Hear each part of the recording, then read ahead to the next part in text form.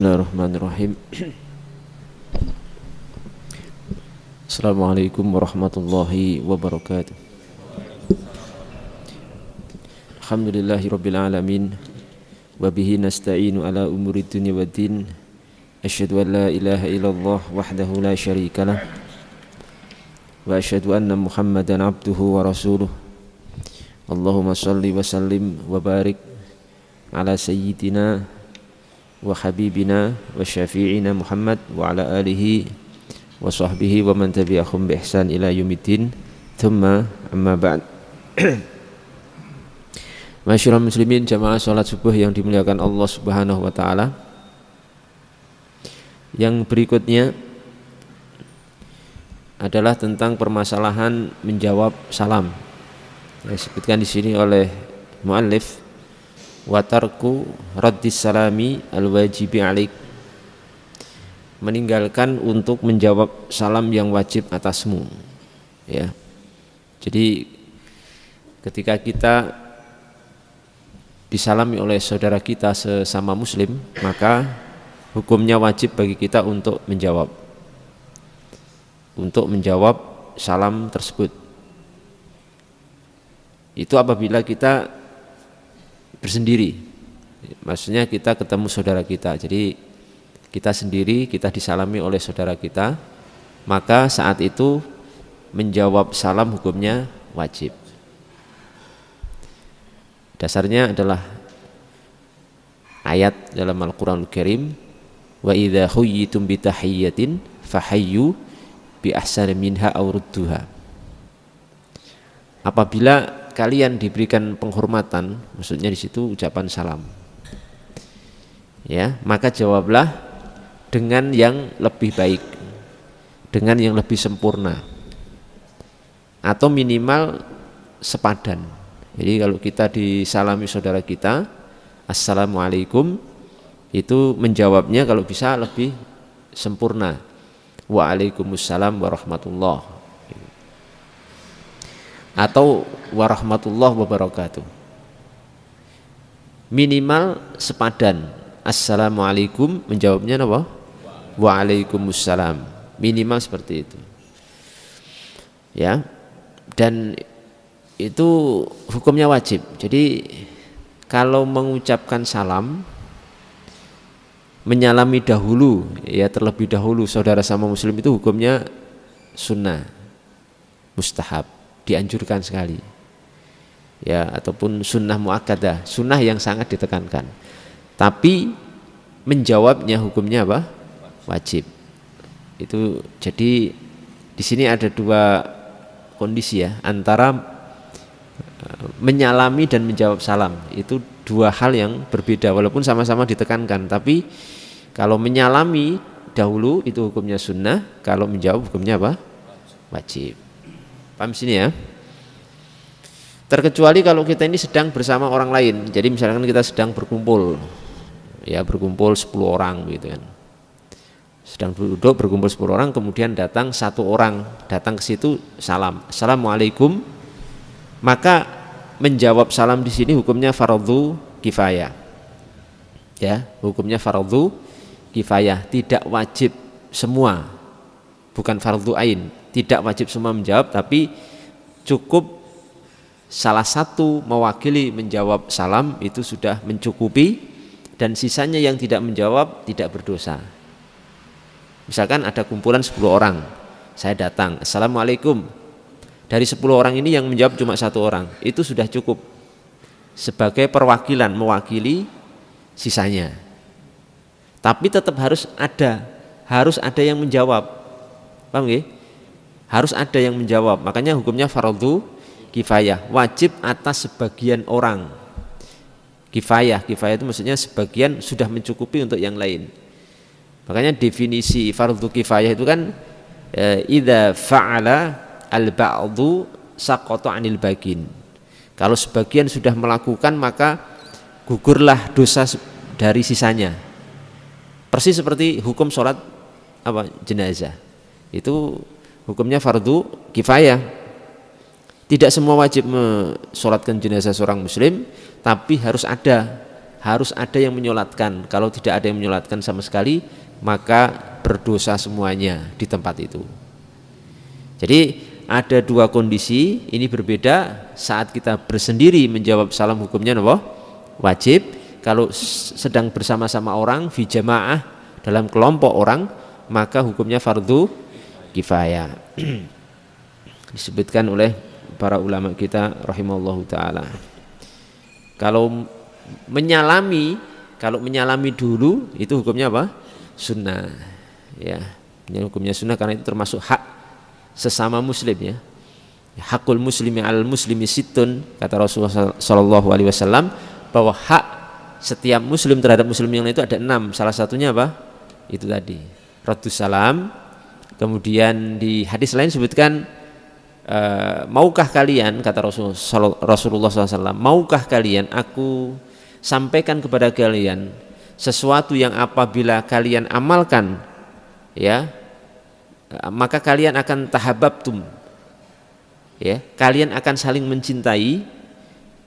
Maka dijawab oleh para sahabat, na'am ya Rasulullah, ya kami mau. Apa? Kemudian Rasulullah SAW menyatakan, afshu as-salama bainakum, afshu as-salama bainakum, hendaknya kalian menyebarkan salam, mengucapkan salam ketika bertemu, ketika bertamu dan lain sebagainya terhadap sesama muslim. Menyebarkan salam itu akan menjadikan sebab tumbuhnya al-mahabbah, tumbuhnya rasa cinta di antara sesama muslim, ya, di antara kita sekalian. Itu salah satu faktor dan penyebabnya adalah mengucapkan apa? Salam. Dan salam itu kan luar biasa gitu. Salam itu sebenarnya doa, Pak. Gitu, assalamualaikum, semoga keselamatan atas kalian. Assalamualaikum warahmatullah, dan rahmat Allah wabarakatuh, dan barokah dari Allah Subhanahu wa taala. 3 doa sekaligus, selamat, assalamualaikum, rahmat dan barokah. Keselamatan, rahmat dan barokah Allah Subhanahu wa taala untuk kalian. Itu 3 doa. Minimal assalamualaikum, keselamatan fid dunya wal akhirah, keselamatan, segala keselamatan itu ya. Karena keselamatan yang dimaksud di sini assalamu itu sifatnya adalah umum ya, meliputi banyak hal. Selamat badannya, selamat agamanya, selamat pekerjaannya, selamat keluarganya dan sebagainya. Ini mungkin salah satu daripada maziyah, salah satu daripada keunggulan syariat Islam, itu salah satunya pada masalah salam itu. Jadi monggo kita berusaha untuk menebarkan dan menghidupkan salam di antara sesama muslim, ya. Ditinjau dari segi keutamaannya, itu lebih yang memberi salam atau yang menjawab? Pripun? Dari keutamaan, Nggih. itu yang memberi salam, yang dahulu salam atau yang menjawab? Iya, pertanyaan yang cukup bagus nih. Kan tadi kalau menjawab salam hukumnya apa? Wajib. Kalau menyalami dulu hukumnya apa? Sunnah. Pertanyaannya bagus sekali. Lah terus lebih utama mana? Lebih utama mana, yang menjawab atau yang menyalami? Ini kalau tidak, apa istilahnya itu, seorang tidak detail, tidak mengamati secara cermat, mungkin salah jawabnya, mungkin salah. Tentu yang wajib lebih tinggi dari yang apa? Sunnah. Berarti orang yang menjawab salam lebih utama dari yang menyalami dulu. Ya, ini jawaban ini sekilas benar tapi salah. Gitu. Secara sekilas benar dan secara akal lebih masuk akal gitu loh. Lah, wajib itu kan di atas apa? Sunnah. Menjawab salam itu kan wajib, berarti lebih utama daripada menyalami lebih dulu. Ini secara sekilas benar tapi salah. Ya. Kalau dipikir, wah ya benar juga ya, tapi salah malah ini, Pak. Justru dibalik, orang yang menyalami lebih dulu itu lebih utama dari yang menjawab. Paham nggih? Yang benar orang yang menyalami lebih dulu itu lebih utama dari yang menjawab. Ini menurut keterangan para ulama ada sebuah kaidah bahwa ada amalan-amalan sunnah yang keutamaannya lebih besar daripada yang wajib. Contohnya ini. Contohnya apa? Ini. Jadi ini amalan sunnah, menyalami lebih dulu itu kan amalan sunnah, hukumnya tidak wajib, amalan sunnah, tapi lebih utama dari yang wajib, menjawab salam. Makanya kan dalam beberapa hadis disebutkan Nabi Muhammad SAW menyatakan kalau ada dua orang yang saling bertemu, kemudian saling melengos di antara semua muslim, maka beliau kan di akhir hadis mengatakan apa? Wa khairuhuma alladzi yabda'u bisalam, dan yang paling baik dari dua orang yang bertemu ini adalah orang yang paling awal, yang paling dahulu menyalami saudaranya. Nabi tidak menyebutkan yang menjawab salam gitu kan. Wa khairuhuma misalkan, dan sebaik-baik dari dua orang ini adalah yang menjawab salam, enggak, tapi wa khairuhuma alladzi yabda'u bisalam, dan yang paling baik dari dua orang ini adalah yang mendahului mengucapkan apa? Salam. Itu ya. Jadi tidak melulu sesuatu yang wajib itu mesti lebih utama dari yang sunnah. Nah, ini kalau panjenengan ngaji ya, tambah pinter. Nggak ngaji nggak tahu Pak, seperti ini nggak tahu. Yang wajib itu lebih utama, belum tentu. Jadi antara hukum dan keutamaan itu kadang berbeda. Ya, seperti ini tadi contohnya gitu.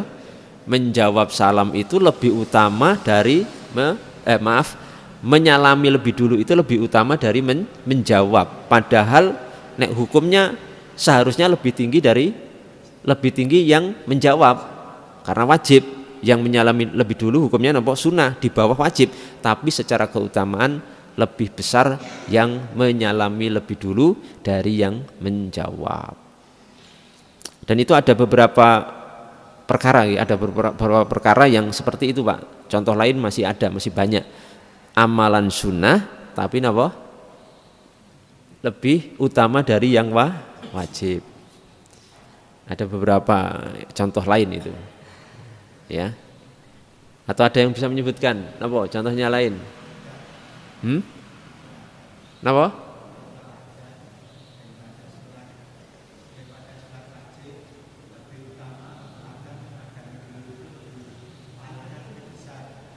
Kenapa? Okay.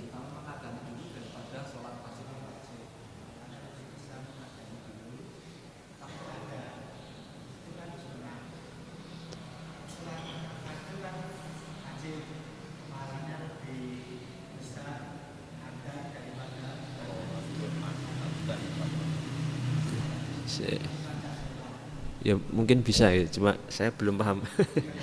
Belum banyak disampaikan. Misalkan contoh lain ya, saya kasih contoh lain. Misalkan ada orang sholat wajib, sholat subuh gitu, masuk masjid sini langsung sholat subuh.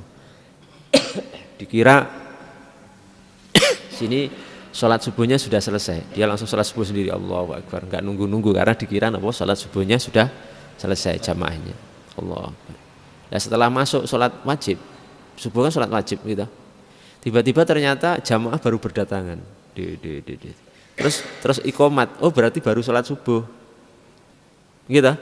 Nah, orang ini kan sedang sholat wajib.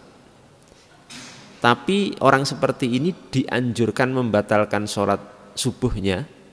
Dalam arti bukan dibatalkan batal keluar toh, tapi dirubah niatnya, qalbun niyah. Niatnya dirubah menjadi sholat sunnah mutlak, ya. Terus segera salam untuk napa? Mengikuti sholat subuh berjamaah. Jadi niatnya dirubah, yang awalnya niat fardu subuh itu dirubah menjadi napa? Sholat sunnah mutlak, dan itu sah. Dari sholat subuh, niat sholat subuh dirubah menjadi sholat sunnah mutlak, itu sah. Dipercepat, terus dia salam, kemudian mengikuti sholat subuh berjamaah dengan niat fardu sholat subuh. Itu juga Di antaranya contoh dalam bab ini dan ada beberapa contoh lain nggih. Mungkin lain waktu saya akan sampaikan ini tentang masalah ada hal-hal sunnah yang lebih utama dari sesuatu yang wajib, ya. Itu ada beberapa hal. Jadi tidak mutlak sesuatu yang wajib pasti lebih utama dari sesuatu yang sunnah.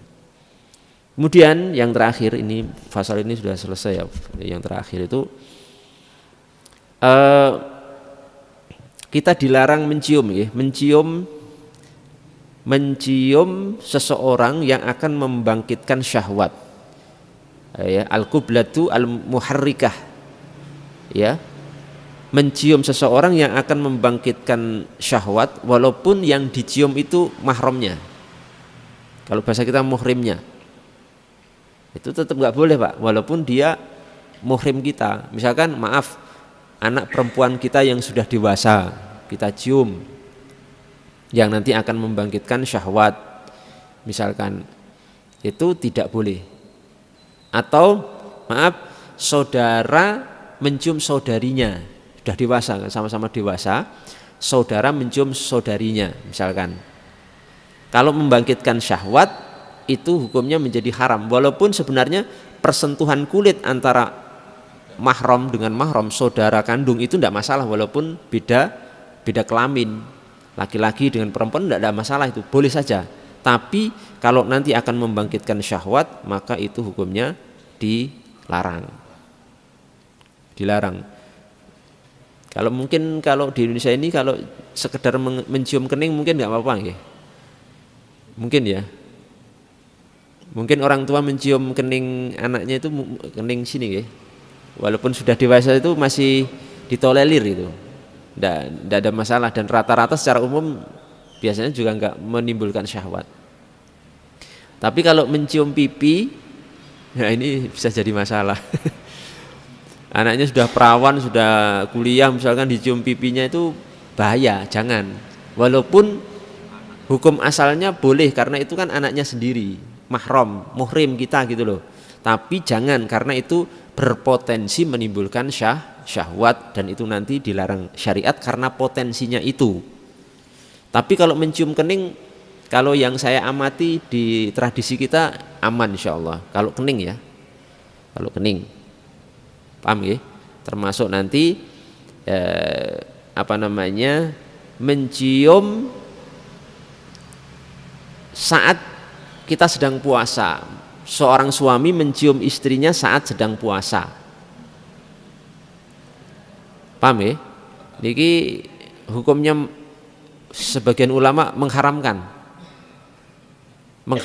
mencium dalam arti syahwat, ya, menimbulkan syahwat itu kalau kita sedang puasa itu diharamkan. Minimal makruh yang kuat. Sebagian ulama sampai ada yang mengatakan haram.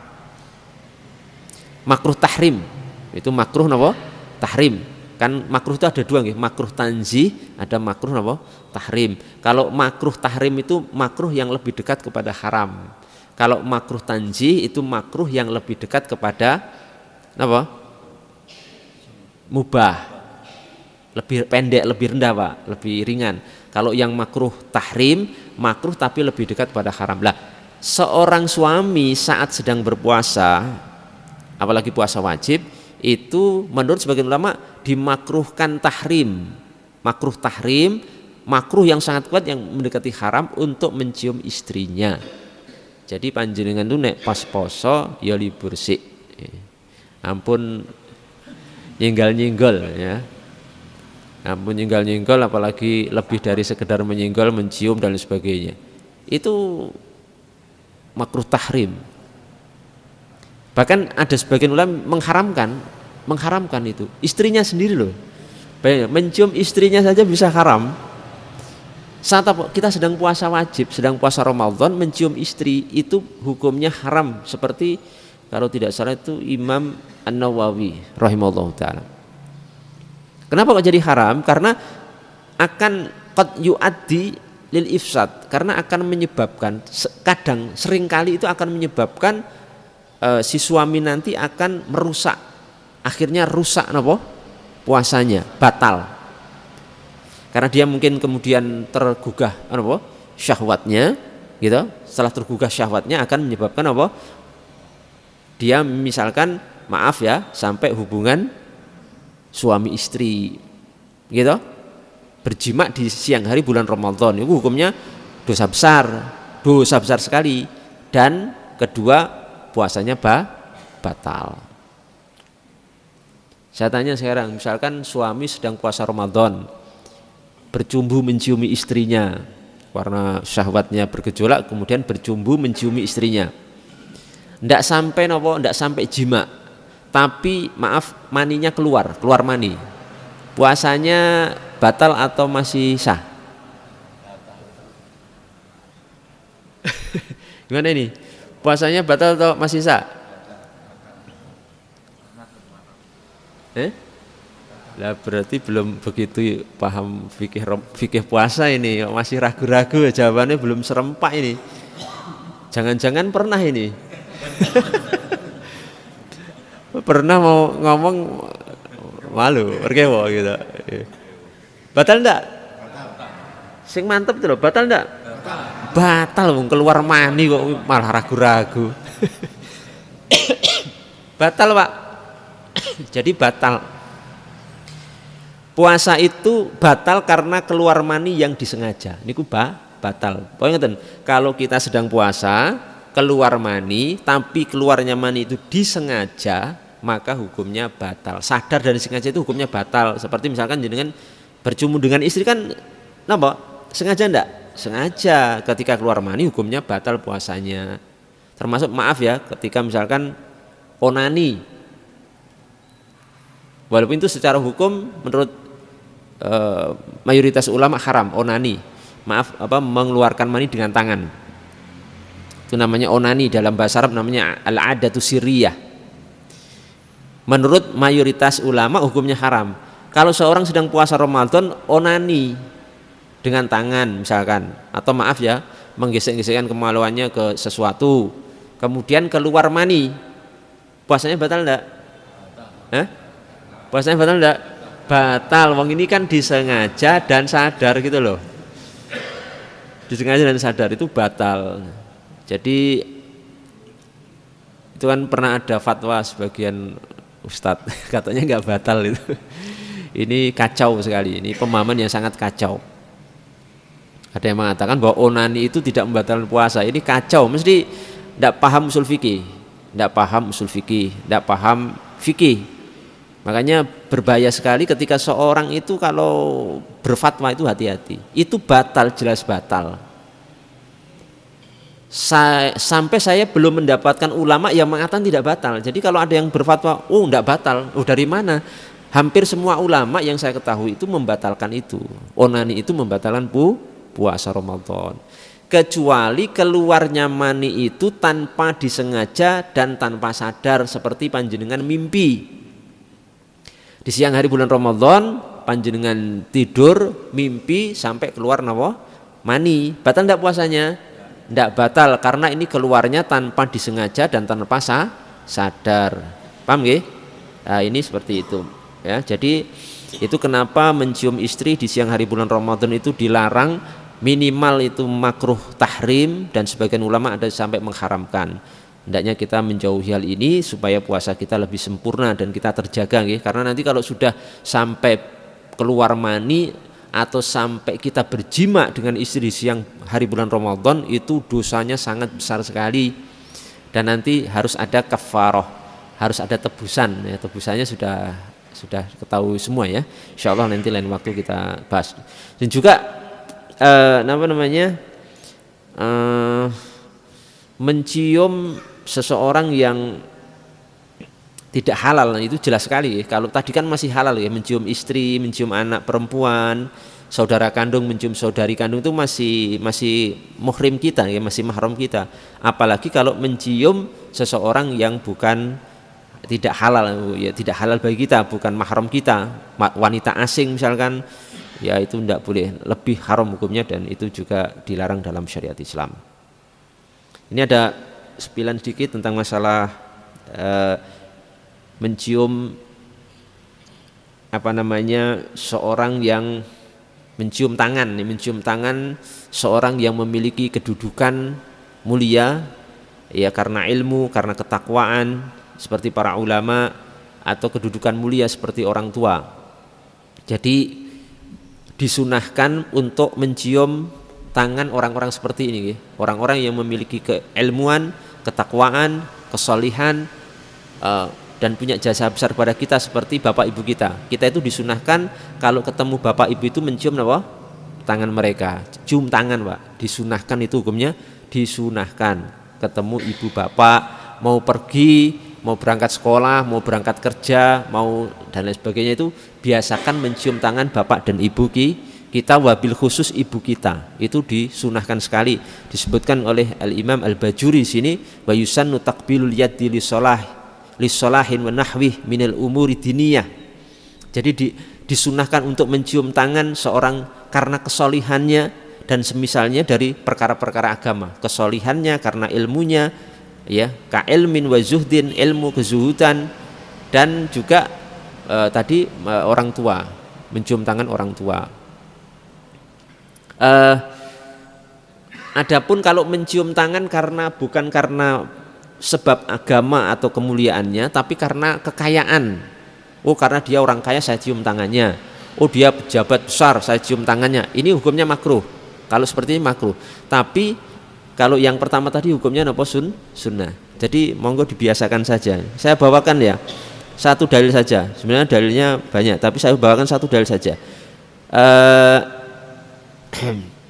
Itu dalam Sunan Abu Dawud, dari disebutkan di sini, sebentar, dari sahabat Abdullah bin Umar. Jadi berkisah-kisahnya agak panjang. Kemudian di akhir hadis, rombongan sahabat Abdullah bin Umar dengan sahabat-sahabat lain itu di akhir hadis mengatakan ketemu Rasulullah Pak, beliau itu. Mereka ketemu Rasulullah SAW. Kemudian Ibnu Umar mengatakan fadanauna yakni minan Nabi sallallahu alaihi wasallam faqabbalna yadah. Kami mendekati Rasulullah Shallallahu Alaihi Wasallam ketika bertemu, kemudian kami setelah dekat itu mencium tangan beliau. Ini dalam Sunan Abu Dawud dan juga dalam kitab hadis yang lain, dalam Al-Adabul Mufrad dan lain sebagainya. Ini diambil dalil akan mencium tangan, disunahkan mencium tangan orang tua, para guru, atau orang-orang salih, orang-orang bertakwa dan lain sebagainya. Termasuk di sini nanti aja. Sisanya nanti ya, tentang hukum mencium kaki ibu misalkan, atau biasanya mencium kaki ibu itu bagaimana hukumnya, insyaallah nanti lain waktu ya, karena waktu tidak cukup. Mudah-mudahan Allah Subhanahu wa taala memberikan barokah dengan ilmu yang kita pelajari pada pagi hari ini dan memberikan manfaat untuk kita sekeluarga. Amin ya rabbal alamin. Wabillahi taufiq wal hidayah. Wassalamualaikum warahmatullahi wabarakatuh.